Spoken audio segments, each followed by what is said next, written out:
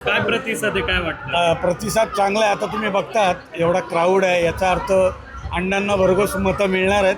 आणि अजितदादांचं वाक्यच आहे, ते सतत म्हणतात की आम्ही विचारांचे वारकरी वाहतो विकासाची पालखी. तर खरं आहे. आणि त्यांचं म्हणणं असंच आहे, राजकारणाचा त्यांचा एक मंत्र आहे की लय हायगाई करायची नाही आणि दिलेला शब्द टाळायचा नाही. त्यामुळे घड्याळालाच निवडून द्या, त्या चिन्हाला तुम्ही बटन दाबा घड्याळाचं आणि भरघोस मतांनी अण्णांना निवडून द्या.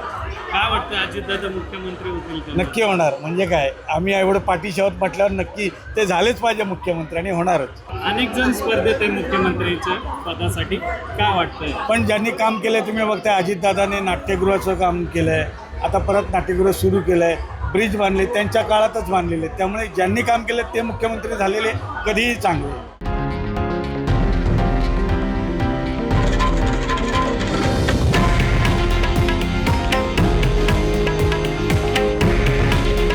हे आहे देशातील नंबर 1 न्यूज नेटवर्क आणि आपण पाहत आहात TV9 मराठी. काळजी तुमची, हित महाराष्ट्राचं.